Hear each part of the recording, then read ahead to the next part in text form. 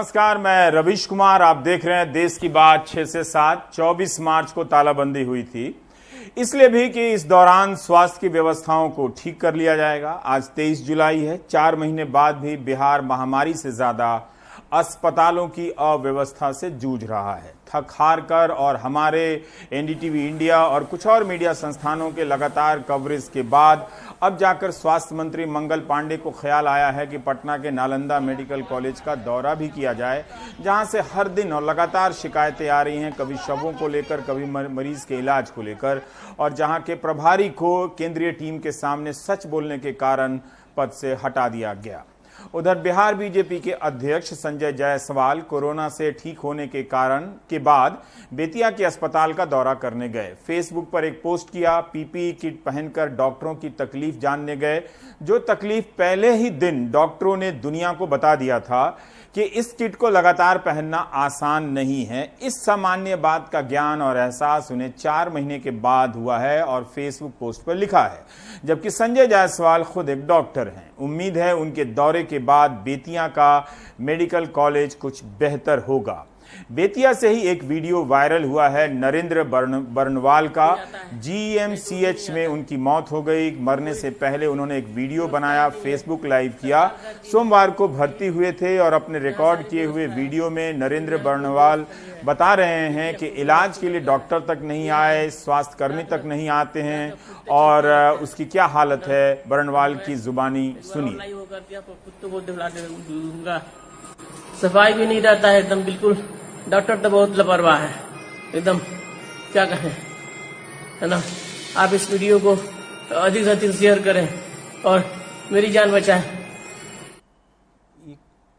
और बर्नवाल को आपने सुना, नरेंद्र बर्नवाल कह रहे हैं कि कोई इंजेक्शन तक लगाने नहीं आता, लेकिन प्रशासन कहता है कि जांच आ गई, नरेंद्र बर्नवाल ही इंजेक्शन का विरोध कर रहे थे, उन्हें कई और बीमारियां थी। खैर, अब उनका निधन हो चुका है, किसी को कुछ होगा भी नहीं। वैसे भी बिहार में जो हो जाता है वो हो जाता है, उसके बाद कुछ होता नहीं है।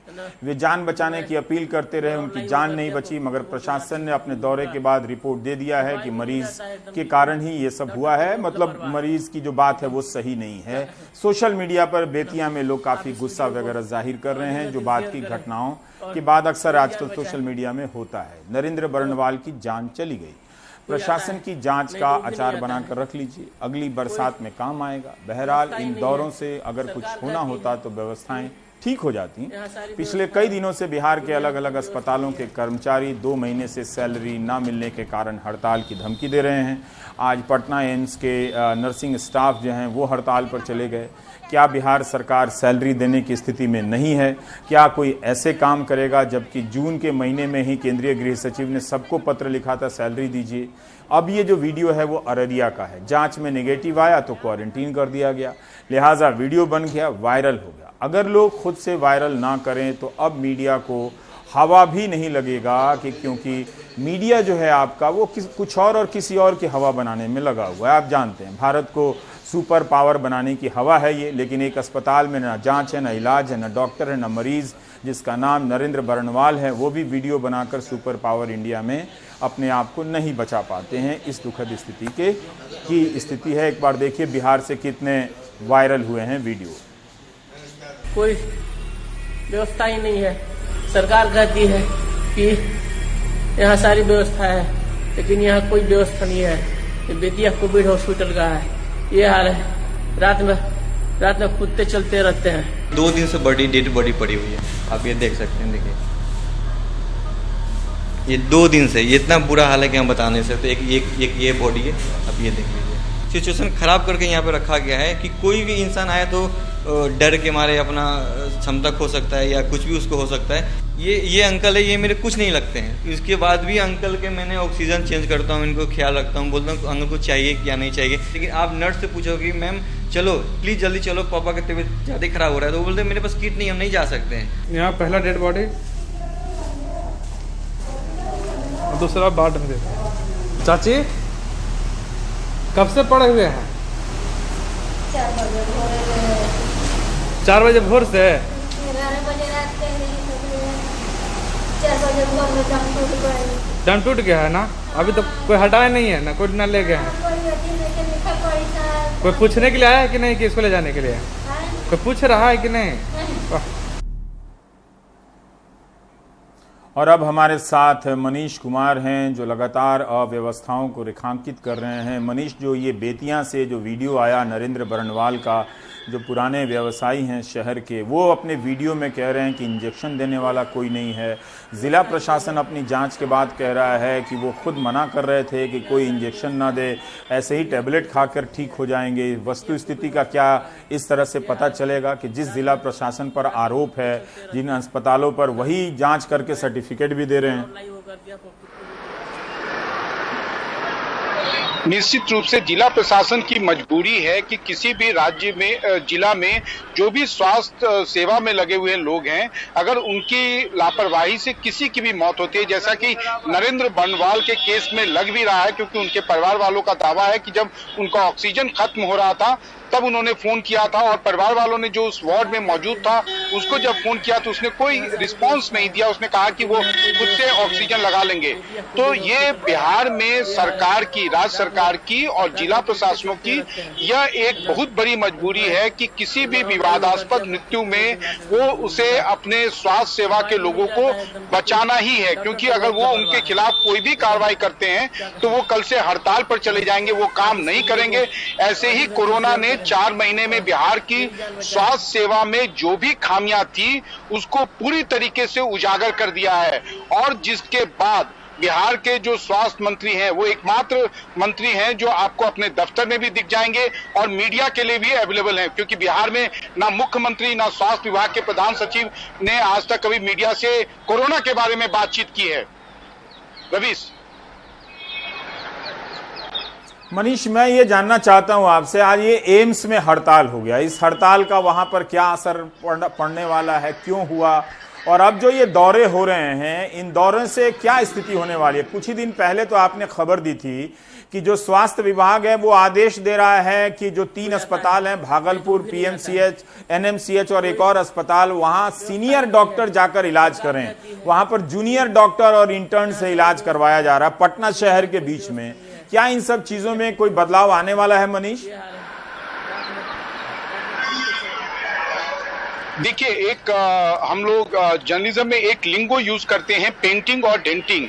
जो आप देखेंगे कि ये खासकर ये जो पेंटिंग और डेंटिंग जो है वो बीजेपी के मंत्रियों या बीजेपी जहां भी सरकार में रहती है उस पर काफी ज्यादा उसके विपक्ष में लोग जो हैं वो उसको, इस शब्द को यूज करते हैं।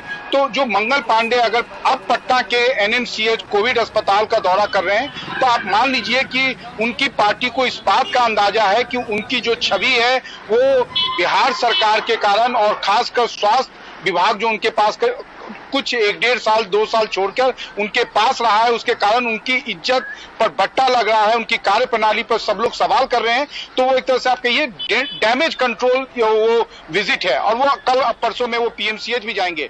जहां तक आपने एम्स का बात किया तो आप समझ सकते हैं रवि, हमने पहले भी बात किया कि बिहार में बीजेपी के इतने मंत्री हों, विधायक हों, कार्यकर्ता हो, लेकिन कोई बिहार सरकार के अस्पताल में नहीं जाता है, वो एम्स में जाता है। अब एम्स में जो नर्सिंग स्टाफ स्ट्राइक पे हैं उनकी डिमांड जो है वो यह है कि आप मुझे रेगुलराइज कीजिए, हमारे पैसे बढ़ाइए, हमें कुछ इंश्योरेंस दीजिए, हम कोविड वार्ड में काम करते हैं। और ये भी एक सच है कि कोविड वार्ड में कहीं भी आप जाएंगे तो ये जो नर्सिंग स्टाफ है वो मेजर लोड लेता है, लेकिन इसका असर जहां तक हमने वहां के प्रशासन से पूछा तो उनका कहना था कि नहीं, हमारे पास 150 लोग जो हैं वो नियमित सेवा में हैं और कुछ 400 से अधिक लोग जो पढ़ रहे हैं, हमने उनसे अपनी भरपाई कर ली है। लेकिन ये बात कहने की होती है, निश्चित रूप से एम्स के अंदर भी आज इसका असर देखने को मिलेगा, लेकिन क्योंकि आप मीडिया है और कोविड वार्ड के अंदर आप इस तरीके से नहीं जा सकते हैं, तो इसकी असल में इसको गौज करना, इसका इम्पैक्ट बताना थोड़ा मुश्किल होगा। लेकिन हाँ, इम्पैक्ट तो निश्चित रूप से होगा, क्योंकि जब वो सब लोग काम करता रहता है तब तो लोग को, मरीजों को इतनी मुश्किलों का सामना करना पड़ता है। रवीश। मनीष, एक संक्षेप में बता दें कि ये जो कहा गया था कि 30 प्राइवेट अस्पताल अब टेस्टिंग करेंगे, तो क्या प्राइवेट अस्पतालों में टेस्टिंग शुरू हो गए हैं? पटना और पटना के बाहर बिहार में टेस्टिंग की क्या स्थिति है? देखिए, टेस्टिंग की बात नहीं थी, ये 20 जो निजी अस्पताल हैं उनको कोविड वार्ड बनाने की अनुमति दी गई थी, उनको हर अस्पताल की क्षमता के अनुसार बेड निर्धारित किए गए थे, लेकिन ये अभी चालू नहीं हो पाए क्योंकि अस्पतालों को इसके लिए बहुत सारी तैयारियां करनी पड़ती है। लेकिन अगले 48 से 72 घंटे यानी 2-3 दिनों में इन अस्पतालों में कोविड वार्ड काम करना शुरू हो जाएगा। लेकिन जहां तक आपने टेस्टिंग की बात की है तो टेस्टिंग अभी बिहार में 10,000 से अधिक हो रहा है। आरटीपीसीआर और एंटीजन टेस्टिंग होती है। एंटीजन टेस्टिंग की बात में ये दावा करते हैं कि हर जो प्रमंडल है, जिला मुख्यालय है, वहां पर हम कर रहे हैं, लेकिन ये सीमित होती है, हर जिला को एक कोटा दिया गया है। लेकिन बिहार के साथ सबसे बड़ी समस्या यह है कि टेस्टिंग काफी कम हो रहा है, और जब आप टेस्टिंग कम करेंगे तो ट्रेसिंग भी कम होगा और ट्रीटमेंट का तो वो राम भरोसे ही चलता है। रवीश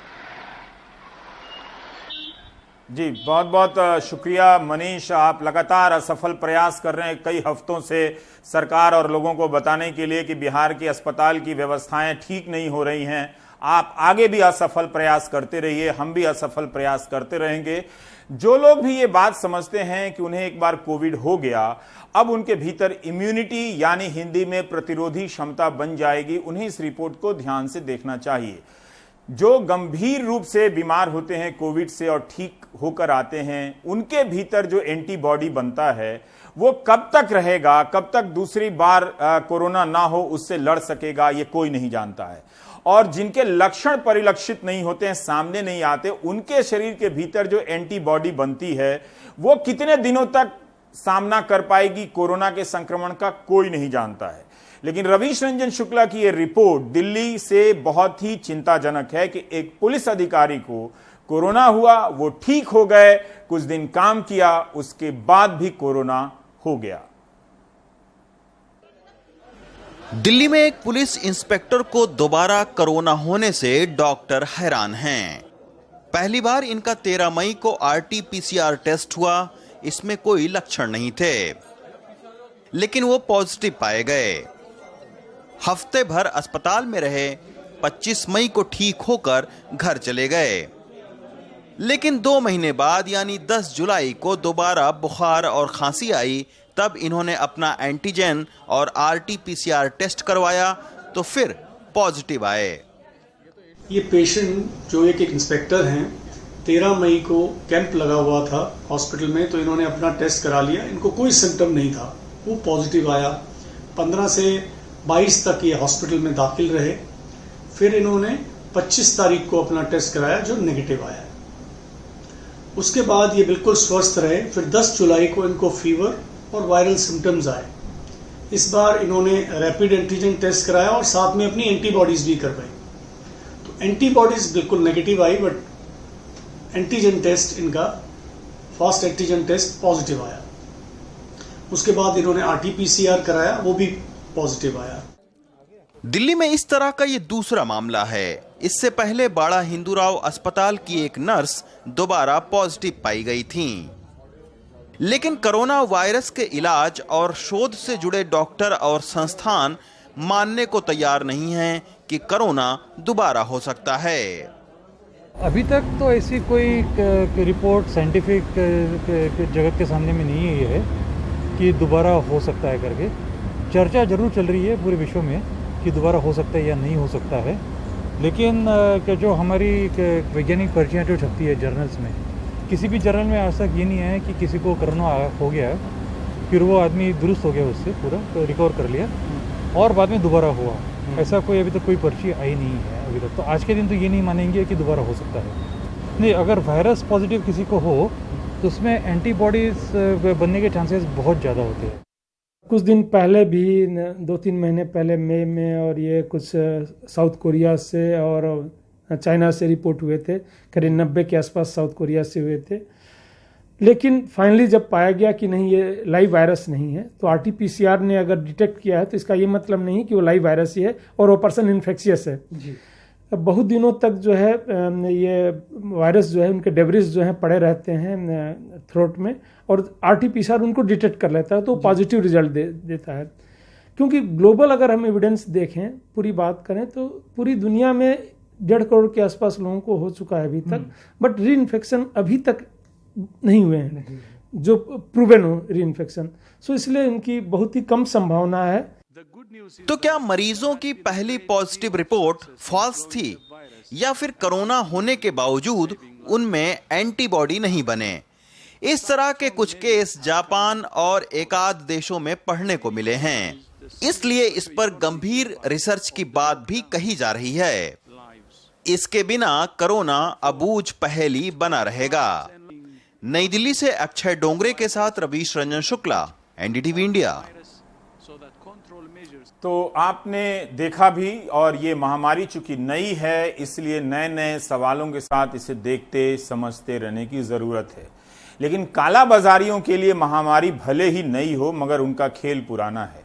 वो इस महामारी में भी 80-80 हजार रुपए के रेमडेसिविर ब्लैक मार्केटिंग कर रहे हैं और पैसे कमा रहे हैं। न जाने हमारे सहयोगियों ने मुंबई से कितनी बार रिपोर्ट करके असफल प्रयास किया कि ये कालाबाजारी मान जाएं या सरकारों की नजर जो है इन पर सख्त हो जाए, असफल रहे।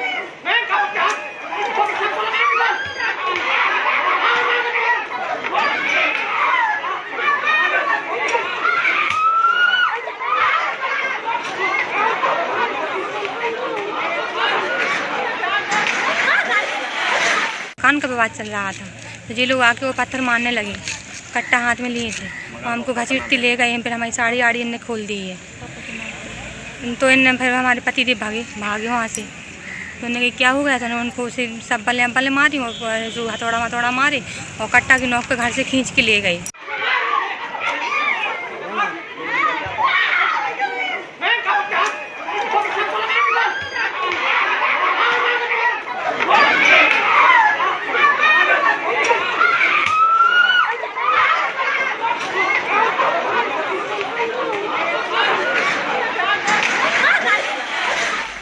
ये इस तरह की घटनाएं होती रहती हैं, मकानों का कब्जा हो या ज़मीन को दखल कर लेने की घटना हो। अगर आप इस नज़र से आप देश को देख लेंगे तो घबरा जाएंगे, एक गिलास नहीं खरीदने की हिम्मत जुटा पाएंगे कि कितनी योजनाएं बनती हैं। तहसीलदार से लेकर अधिकारी लोग, पंच सरपंच मिलकर दिन रात, मतलब इस तरह की घटनाएं हर जगह से आती रहती हैं। कहीं वकील की ज़मीन लखनऊ से किसी ने लिखा कि मेरी ज़मीन मंत्री ने ही कब्जा ली है। करते रहिए स्टोरी जाके, कोर्ट से भी ऑर्डर आ गया है, यहाँ से भी ऑर्डर आ गया, कुछ होता नहीं है, ज़मीनें कब्जा होती रहती हैं। एक फिल्म भी आई थी, आपने देखा ही था, खोसला का घोसला टाइप से। लेकिन आगे हम बढ़ते हैं, 45,000 केस 24 घंटे में आ रहे हैं, 12 लाख से ज़्यादा हो गया है हिंदुस्तान में, जबकि स्थिति जो है लगातार बढ़ती चली जा रही है। पॉजिटिविटी रेट जो है लगातार कई दिनों से 10% से ऊपर रह रहा है। बेंगलुरु से निहाल ने खबर भेजी है, इसके हिसाब से आप देखें तो 15-20 किलोमीटर की दूरी तय करने के लिए एम्बुलेंस वाले 15 से 20 हजार रुपए ले रहे हैं, इतना ज्यादा चार्ज कर रहे हैं। पहले ये रिपोर्ट देखिए। कर्नाटक के बेलगावी में धू-धू कर जलती एम्बुलेंस, मरीज की मौत हुई तो उसके रिश्तेदारों ने आपा खो दिया। लेकिन सवाल उठ रहे हैं कि आखिर ऐसे हालात क्यों बने।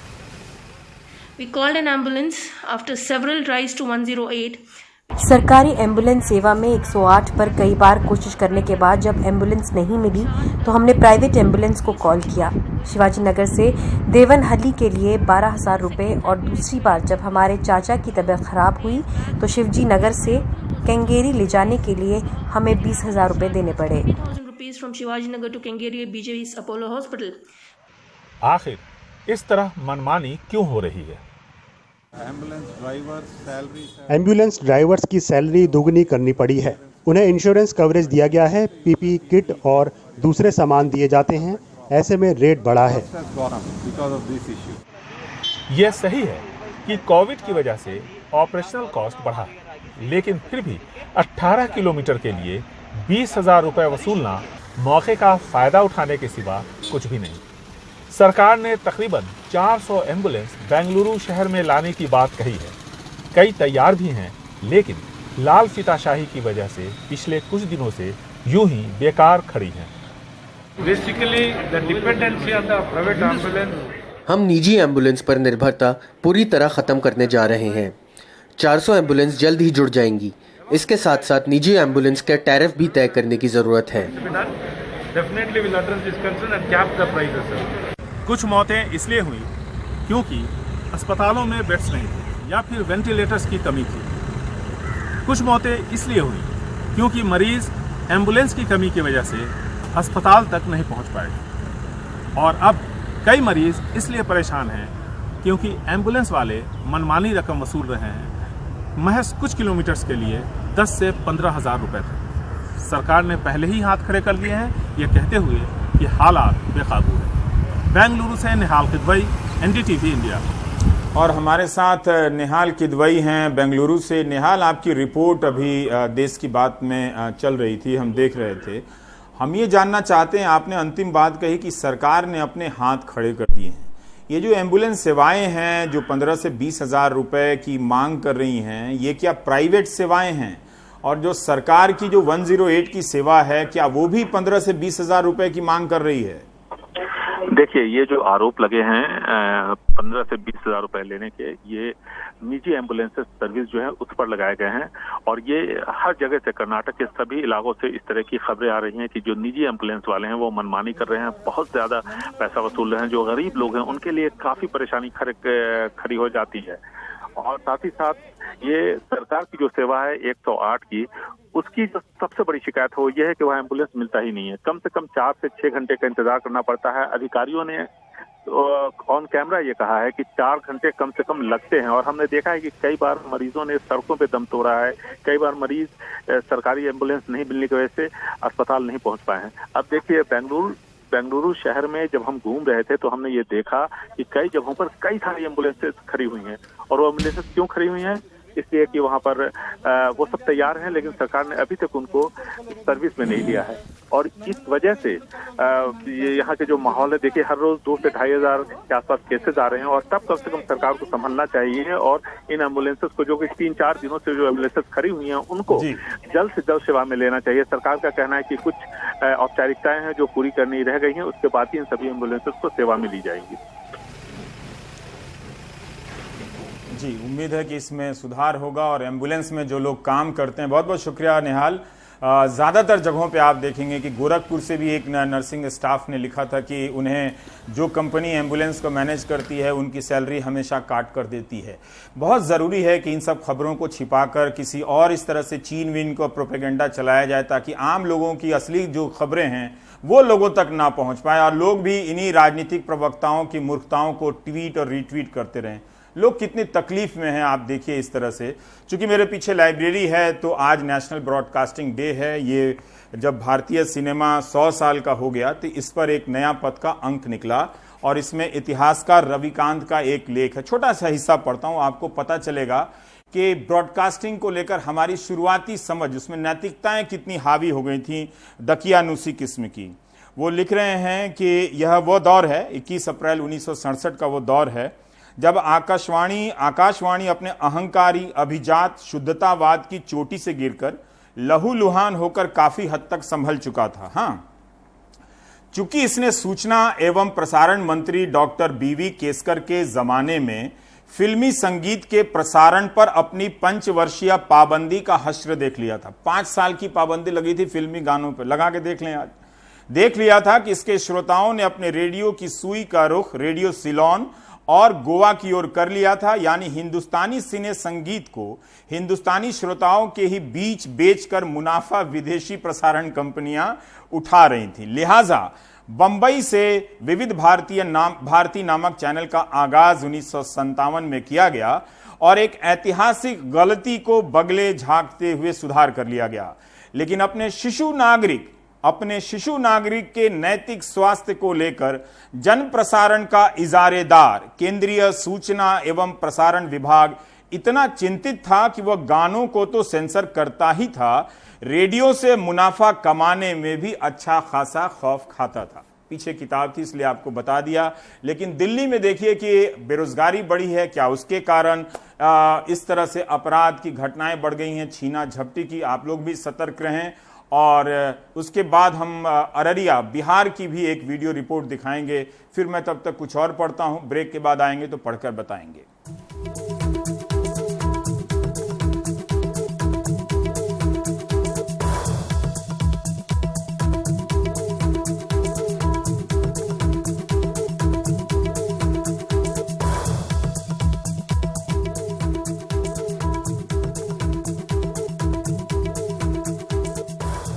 मेरा अभी तक जांच भी नहीं हुआ है और हम जब जांच करवाने के लिए अररिया गए थे तो वहाँ पे मेरा नाम सारा कुछ एंट्री हो गया था, सब कुछ ओके हुआ था। जब जांच करने का टाइम आया तो जो पाइप होता है, जो मतलब केमिकल होता है जिससे जांच करता है, वो चीज़ उसका ख़त्म हो गया था। तो डॉक्टर हमें बताया कि आप ऐसे कीजिए, घर चले जाइए, आज नहीं है, सामान ख़त्म हो गया, कल को आइएगा। तो दूसरा दिन सोचे जाएंगे तो बारिश बहुत जोर का होने लग गया, हम नहीं गए। तीसरा दिन जाने का प्रोग्राम बना तो हम कुर्सटा ही चले गए। तो वहाँ से मेरा रिपोर्ट आ गया, मेरे मोबाइल में फ़ोन आया कि आपके नाम से पॉजिटिव आया है। फिर हम फ़ोन पे बताएं कि जब हमारा चेक ही नहीं हुआ तो पॉजिटिव कैसे आ गया। तो बोल रहा नहीं, आपके नाम से आया है, आपको जो है जहाँ भी है अलर्ट रहिएगा, आपको लेने आएंगे। बोल रहा साइकिल लेके ही फारजगंज चले जाओ, हम हॉस्पिटल का या जहाँ भी रहने का है क्वारंटाइन, वहाँ का नाम बता देते हैं, आप वहाँ के रह लेना। वहाँ से हम बोले नहीं जाएंगे, हमको यहाँ पूरा रिपोर्ट बताइए, हमको लेके चलिए, हम अकेला कहाँ जाएंगे, पानी बारिश पूरा एकदम रोड में पानी चल रहा है। फिर भी हम साइकिल लेके यहाँ आए। हम सोचे हमको जब कुछ है ही नहीं तो जाने में क्या हुआ। फिर मुझको बोला कि चलो तुम 2 दिन यहाँ पे रहो, उसके बाद भेज देंगे। हम फिर भी ये बात बोले हमको कम से कम चेक कर लीजिए, उसके बाद रखिए, हम यहीं पे कहीं नहीं जाएंगे। लेकिन फिर भी हमको चेक नहीं किया, हम बिना चेक किए हुए क्वारंटाइन में अभी तक है।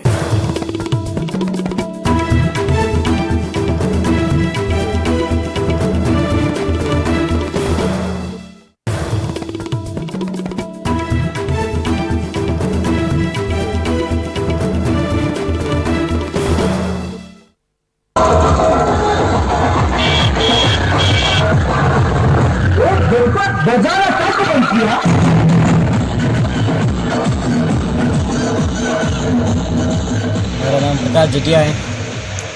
मैं राजकीय उच्च माध्यमिक विद्यालय लवारा में पढ़ा हूँ। 8वीं से 12वीं तक वहीं की है मैंने। और आज जो रिजल्ट आया उसमें मेरे 99.20% बने। मैंने जुलाई अगस्त से नियमित पढ़ाई की है, 7-8 घंटे रेगुलर। और जो क्लास में जो पढ़ाया जाता था उस पर पूरा ध्यान देता था। बाकी घर जाकर सेल्फ स्टडी करता था 7 से 8 घंटे तक।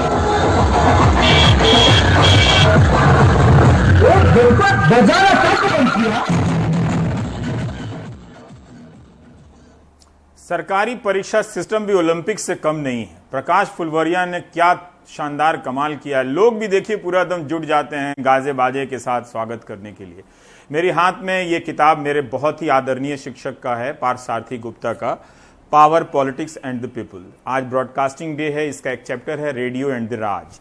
इसमें बताते हैं कि 1920 के दशक में रेडियो क्लब हुआ करते थे हिंदुस्तान में, और जो अंग्रेज अफसर थे रूरल डेवलपमेंट वाले, वो इन रेडियो क्लब का इस्तेमाल करते थे। ऐसा ही एक रेडियो क्लब गुरुग्राम यानी तब के गुड़गांव में भी था। तो अब आगे बढ़ते हैं चांदनी चौक की कहानी की तरफ। 2004 में दिल्ली हाईकोर्ट ने आदेश दिया था कि चांदनी चौक की हालत बहुत खराब हो गई है, इसका रीडेवलपमेंट किया जाए। अब जाकर कुछ कुछ दिखाई दे रहा है कि ये हो सकता है। 350 साल पुराना ये बाजार दुनिया के ऐतिहासिक बाजारों में से एक है। तब कायम हुआ था जब शाहजहां ने अपनी राजधानी आगरा से दिल्ली शिफ्ट की थी और उनकी बेटी, जो बहुत ही दुलारी बेटी थी, जहांआरा, उन्होंने चांदनी चौक बाजार का निर्माण कराया था। शरद की ये रिपोर्ट देखिए। ये दिल्ली का ऐतिहासिक लाल किला है, जहां से हर स्वतंत्रता दिवस पर प्रधानमंत्री राष्ट्र के नाम संदेश देते हैं। और लाल किले के ठीक सामने है चांदनी चौक।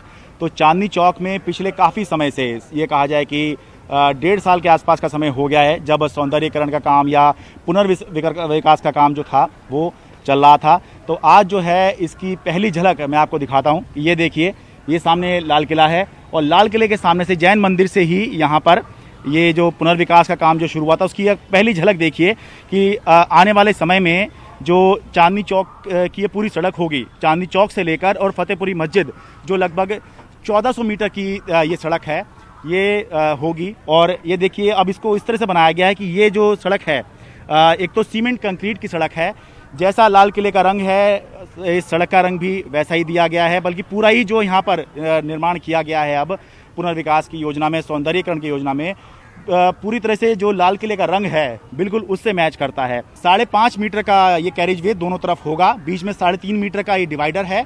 और जो सबसे अहम बात है वो फुटपाथ हैं। 5.5 मीटर से लेकर 6 मीटर तक ये चौड़े जो हैं फुटपाथ लोगों को चलने के लिए यहाँ पर दिए जाएंगे। अहम बात ये रहेगी कि अब जो है चांदनी चौक सुबह 9 बजे से लेकर रात के 9 बजे तक जब ये शुरू हो जाएगा, अभी तो काम चल रहा है, तो सुबह 9 से रात के 9 बजे तक ये नो मोटर व्हीकल जोन रहेगा, यानी कि यहाँ पर 2 व्हीलर 4 व्हीलर या कोई गाड़ी नहीं आ सकती है। हाँ, रिक्शा जो है वो ज़रूर चल सकती है। पीछे तो काम चल रहा तो काफ़ी दिक्कत रही होगी, अब तो काफ़ी कुछ दिखना शुरू हो गया, आपको दिखना शुरू हो गया कि आने वाले समय में कैसा दिखेगा। बहुत अच्छा सर, हाँ बहुत अच्छा लगेगा। तो देखिए आपको हेरिटेज सेंटर बोलते हैं, हेरिटेज वो बढ़िया होगा। तो अब आपको लगता है टूरिस्ट भी इसे देखकर जो है और आएगा? बहुत बढ़िया, टूरिस्ट बहुत ज़्यादा आएगा। हाँ सर, आप तो बताइए, आप नाम बताइए, कहाँ रहते हैं? लक्ष्मी चंद, यहीं चांदनी चौक रहते हैं जी। अच्छा, थोड़ा बताइए कि कैसा ये लग रहा है, कैसा और आगे लगने की उम्मीद? बढ़िया लगेगा जी, बढ़िया है। और हिस्ट्रिकल पैलेस है ये, तो उसमें लोग आएंगे देखने। वो तो भीड़ भाड़ की समस्या थी, वो आप लोग की अब दूर हो जाएगी? हाँ जी बिल्कुल हो जाएगी जी। ठीक है, हाँ जी। तो जिस दिन मेट्रो आएगी ना सर, स्टार्ट हो जाएगा मेट्रो, तो पब्लिक इतनी ज़्यादा हो चुकी होगी, यहाँ पर लोग सारे देखने आएंगे। अच्छा, मेट्रो भी वो क्योंकि वो कोरोना की वजह से बंद है, आप ये कह रहे हैं? मेट्रो नहीं है ना, पब्लिक टूरिस्ट नहीं आ रहा अभी। हाँ, और जिस टूरिस्ट आएगा यहाँ पे पैरने जगह नहीं होगी। अच्छा, एक तरफ से मेट्रो भी खुल जाएगी और दूसरी तरफ से यहाँ पर काम भी हो जाएगा, टूरिस्ट भी आएगा स्पेशल देखने के लिए, all over India, all over world से आएगा। और यहाँ से पैदल चलेंगे तो इस वजह से बहुत ज़्यादा जाम की समस्या की भी समस्या तो रहेगी सर, खत्म हो जाएगी जाम की समस्या। जाम की समस्या खत्म है, जाम की समस्या तो खत्म ही हो जाएगी। हाँ जी। तो एक मैं और चीज़ आपको दिखा रहा था, अभी यहाँ पे दिखाई दी कि क्योंकि ये संकरी गलियाँ थी चांदनी चौक की, तो यहाँ पर जो है अब जब पुनर्विकास हो रहा है तो इस तरह के फायर हाइड्रेंट भी कुछ जगहों पे लगाए गए हैं कि अगर कहीं आग लगती है तो इनके ज़रिए जो है वो पाइप लगाकर आग को बुझाया जा सके। तो नवंबर तक की बात की जा रही है कि नवंबर तक ये जो चांदनी चौक है वो कुछ इस तरह से दिखता हुआ आपको नज़र आ सकता है और आपके लिए, आम लोगों के लिए ये नवंबर तक खोलने की कोशिश की जा रही है, ऐसी बात सरकार की तरफ से की जा रही है। चांदनी चौक से अपने कैमरा पर्सन राकेश महाले के साथ मैं शरद शर्मा, NDTV इंडिया। मध्य प्रदेश में कमलनाथ सरकार के जाने के बाद से कांग्रेस खेमे के विधायकों के इस्तीफों का सिलसिला जारी है। आज मानधाता से कांग्रेस विधायक नारायण पटेल ने राज्य विधानसभा से इस्तीफा दे दिया। विधानसभा के प्रोटेम स्पीकर रामेश्वर शर्मा ने उनका इस्तीफा स्वीकार कर लिया। अटकलें हैं कि नारायण पटेल भी बीजेपी में शामिल हो सकते हैं।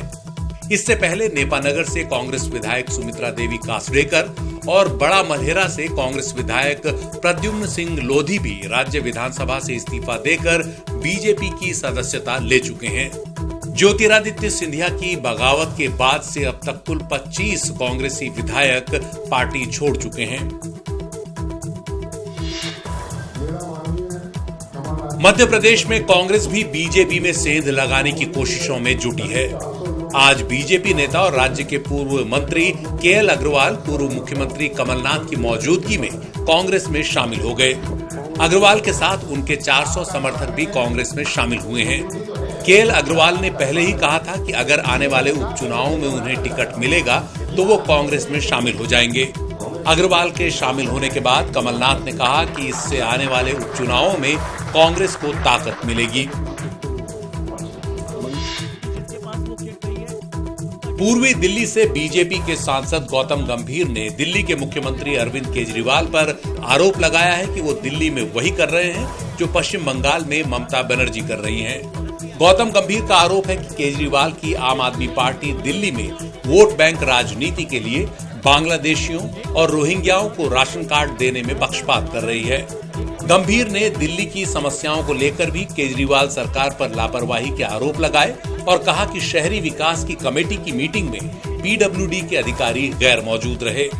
गंभीर ने कहा कि दिल्ली सरकार ने गरीबों के लिए प्रधानमंत्री गरीब कल्याण अन्न योजना का नाम बदलकर मुख्यमंत्री घर घर राशन योजना रख दिया है।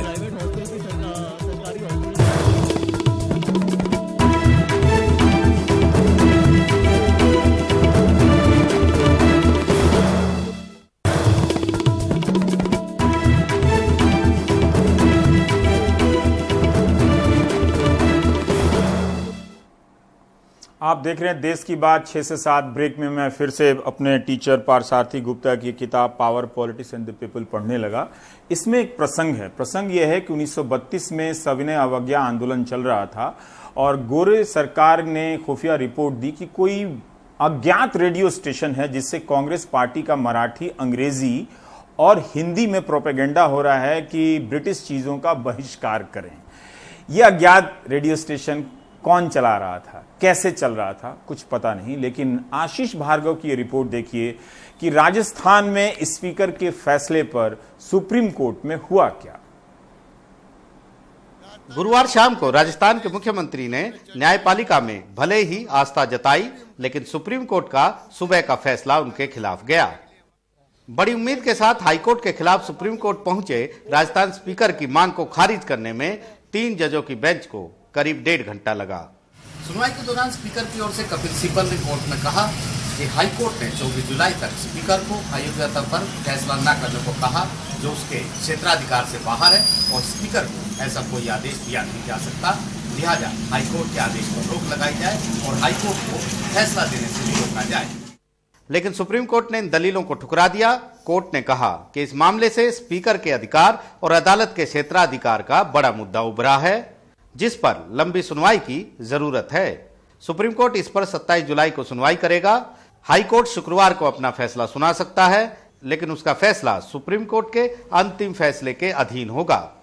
और उच्चतम न्यायालय ने कहा है कि जो भी हाई कोर्ट में, जो भी उच्च न्यायालय में का फैसला होगा वो उच्चतम न्यायालय उसको नजर में रखे, उसको देखेगी, नजर करेगी।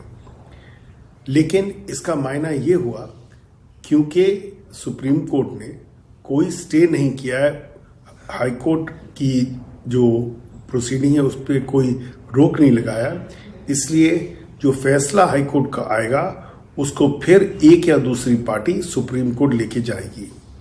इस मामले में कांग्रेस ने सुप्रीम कोर्ट में अभिषेक मनु सिंघवी की जगह कपिल सिब्बल को उतारा। सिब्बल ने दलील दी कि अगर कोर्ट ने दखल नहीं दिया तो बागी सरकार को गिरा देंगे। अदालत के हर फैसले के राजनीतिक मायने होंगे। लेकिन सुप्रीम कोर्ट ने उन पर ही बड़ा सवाल दाग दिया।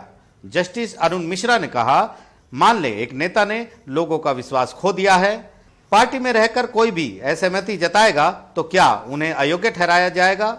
लोकतंत्र में असहमति की आवाज को इस तरह दबाया नहीं जा सकता है। बहरहाल अब सबकी नजर शुक्रवार को आने वाले हाईकोर्ट के फैसले पर रहेगी। इस फैसले के कानूनी मायने तो फिलहाल नहीं होंगे, लेकिन राजनीतिक रूप से ये एक बड़ा फैसला होगा। नई दिल्ली से आशीष भार्गव की रिपोर्ट, एनडीटीवी इंडिया। चलते चलते एक छोटी सी जानकारी और। 2 भारतीय थे जिन्होंने पहली बार 1923 में एक प्राइवेट रेडियो कंपनी रजिस्टर की थी, इंडियन रेडियो टेलीग्राफ कंपनी के नाम से। इनके नाम थे RM चिनॉय और सुल्तान चिनॉय। पुणे में कंपनी ये बनी थी, पुणे में, और ट्रांसमीटर वहीं लगा रही थी, पुणे के ये लोग थे। आज अपने टीचर की बहुत याद आ रही थी, इसलिए इनके किस्से सुनाने लगा। आप देख रहे थे देश की बात 6 से 7। नमस्कार।